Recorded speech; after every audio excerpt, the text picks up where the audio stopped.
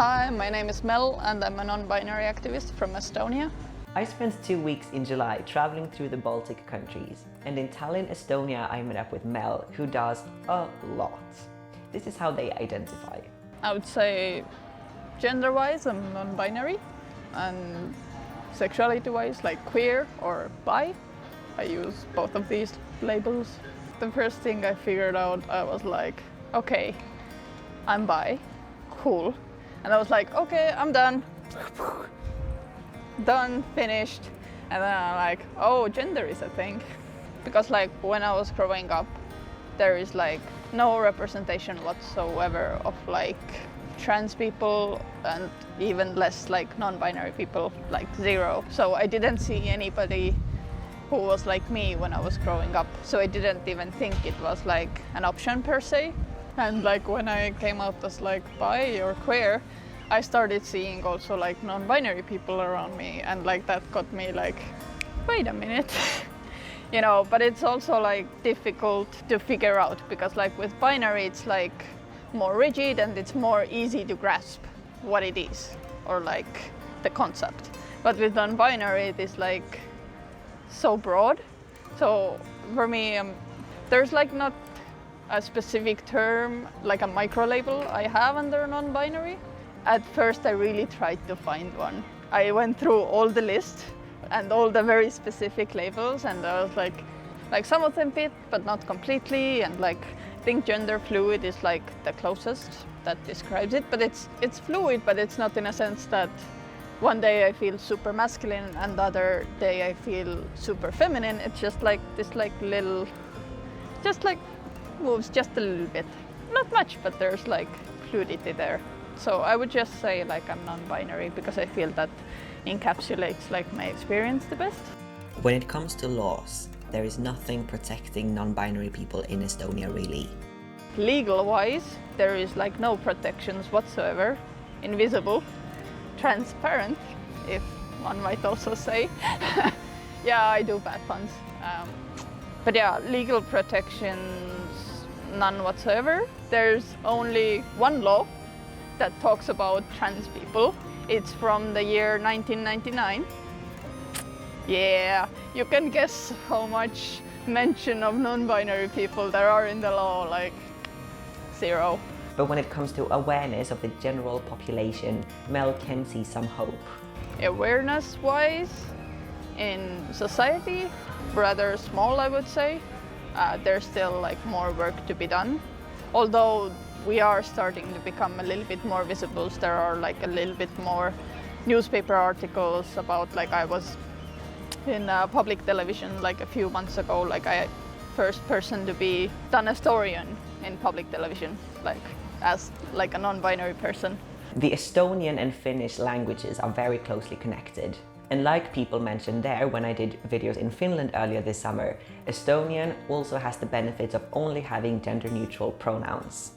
One good thing about living in Estonia and being non-binary is that the language is gender-neutral. So there's like less misgendering, because like everybody uses gender-neutral language. It's like the default. But of course there's also like gendered words in the language, like I don't know, brother, sister, uncle, mother, these kinds of words. So you can still effectively misgender if you really want to. Let's get into Mel's activism. I do this podcast called Lilla Agenda. In English it would be translated roughly to the gay agenda, and we have different activists from Estonia on our show, and we talk about different kind of queer topics. And we specifically wanted to make the show in Estonian because now there's like more podcasts about queer topics in Estonian, but when we started there was like none, or like there like not specifically like queer ones. So we really wanted to like reach people in that way.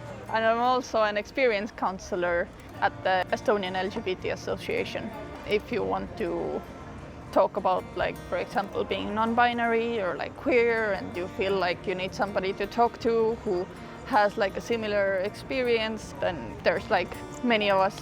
Whatever your experience is, hopefully you can find somebody from the association who can like help you and talk with you. And there's also like psychological counseling. So if you feel like you need a psychologist, there's also that. I also do drag. I'm a drag artist. I'm part of the Baltic Drag King collective. So I do shows around this area. You know, I've done shows in like Estonia, Latvia, Finland, soon to be Sweden. Yeah, I recently became Baltic Drag King in 2022. Yes. Before we talk more about their drag, Mel wants to mention something amazing that happened a few months ago. I got top surgery. I got it a little bit more than 6 months ago now. Fucking rocks. So me personally, I wanted to be very open about it because right now there's like very, very, very few resources where you can get the information about top surgery in Estonia. Like when I wanted to get it, all the info I got was through people who had already done it or friends. And that's not, you know, the best way for info to spread. So there's not a lot of like places to look for it. So I wanted to be really transparent with mine and like show and be visible with my scars and like show off my scars. And yes, there's people in Estonia who have had top surgery, you know. It's not like somewhere in the US, it's like here, you know, and I think it's important to show that. And Mel is really showing off the new chest on stage since they do burlesque. A fellow drag king said something that really resonated for me. Like sometimes people say like, oh, like you do burlesque, what's the difference between like stripping? And for me, and how they explained it was like, burlesque is something for you. Like you take back power over your own body through the process of doing burlesque. And that's what I feel like. I'm reclaiming my power on the stage. And stripping is something you do for other people, not for yourself necessarily. That's sort of why I like doing this like draglesque performances, because I feel like they are very powerful, especially for me. Yeah. And drag has been really important to Mel's personal growth. When I started drag, I didn't know how to do makeup at all. And I was a bit apprehensive because like makeup had always equaled like femininity and women and womanhood for me, because that's how it's marketed. But fuck that, makeup is for everybody.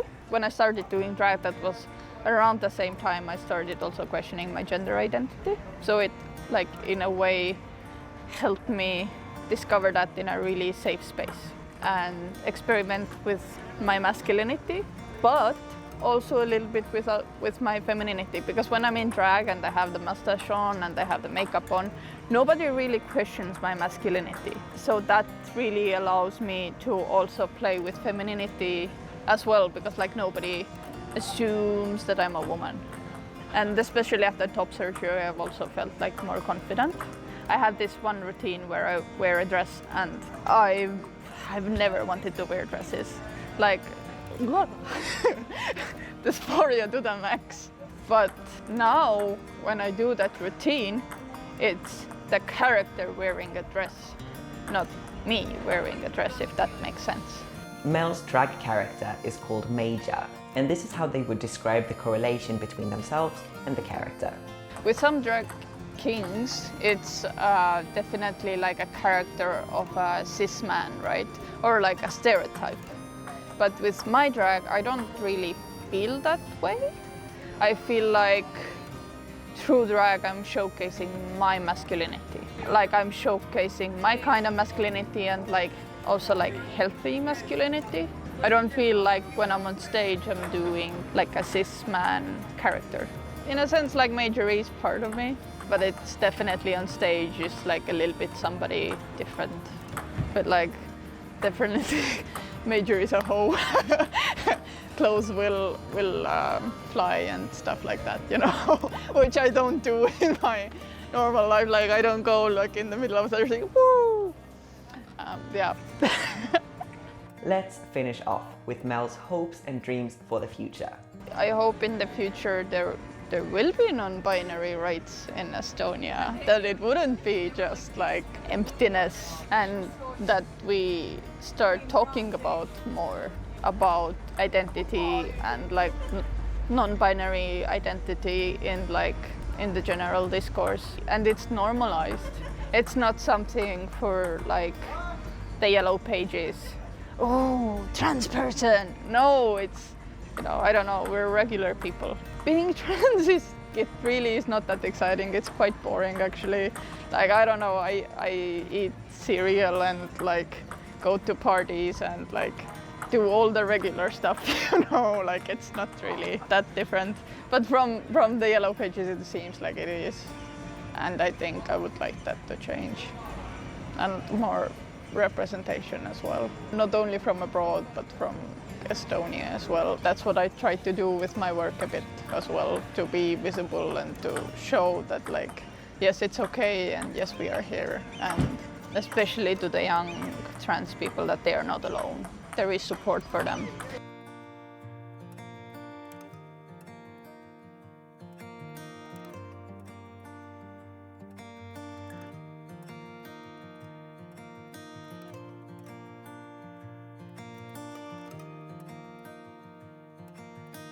If you enjoyed watching that video, please like, comment, subscribe and share the video. I really appreciate you showing your love in that way. If you also want to support the channel financially, that's possible via Patreon, but really no pressure. See you next time!